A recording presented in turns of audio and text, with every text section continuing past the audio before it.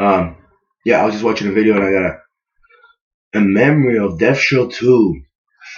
Death Shield 2. Jeez, I kind of see now. Kind of thought I saw something, but no, it's like year is what 2001, summer 2001. This guy Ruben Reyes and Jamie, except it wasn't Ruben Reyes. So people might feel some type of way. It was another Puerto Rican guy, I believe.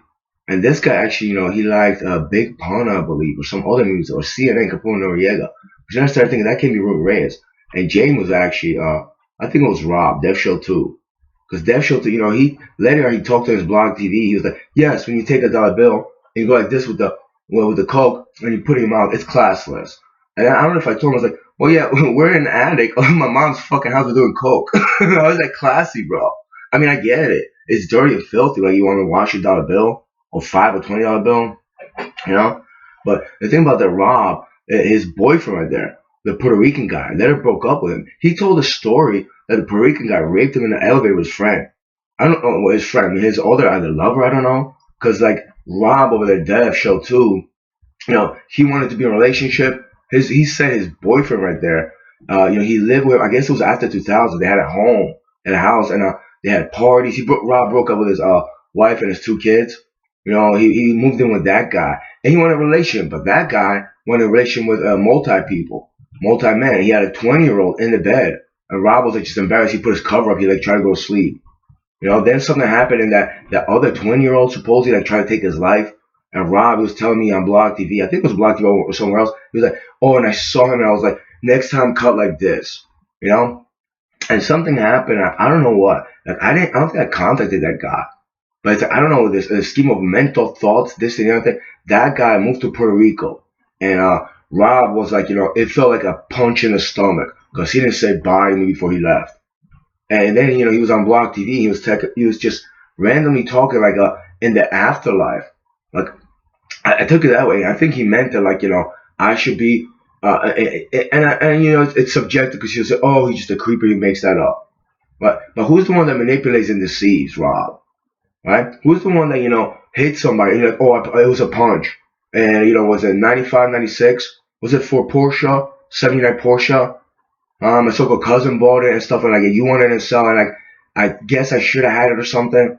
And I never gave it to you or something like that because I never really saw you. Or I never really wanted to give it to you. I mean, no. It's like, who's the one that has class, right?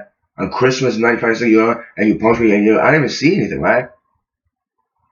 Oh, look at that. Yeah. But you know what? Like Rob believed in this afterlife for me. And he was talking about every planet, how you would live on that planet. Not for how long, but like how would you feel, like those helium and stuff like that. I don't know which planet, but it was like, it was cyclones. He talked about on this planet you will do that, all the other planets except Earth. Right? Something like that.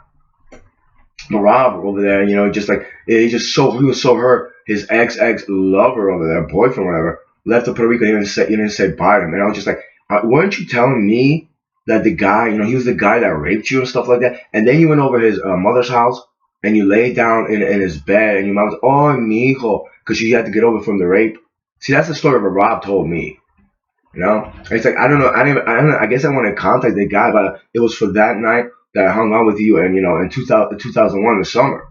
I want to talk to you about that. I guess it's like I don't know if you were lying and stuff like that, but then why go about you like you're so hurt because he didn't say bye to you? Rob is on his transition to be a female right now. He still does podcasts and all. He's very much so self-involved, and he's also involved with his atheism. All his atheism, which is like the truth of non-believing. But he doesn't get in an argument of theism, atheism. He always talked about he had such a good life. They had dinner parties. They had a pool or something like that. So I thought it was someone that I saw years later, like 2009, 2010, when I was working for this guy named I forget what his name was, but he had his business called The Treeminator. Oh, The Treeminator. He lives like a city or two away from me in Avenel. And went to this guy's house, and for some reason I thought it might be him, but I'm not too sure. But yeah, it was just Rob told a lot of stories. A lot of stories he didn't tell when other people were present. He told us so many stories. He told one story, but he didn't give any the details. He only had details when I was either online or some other places.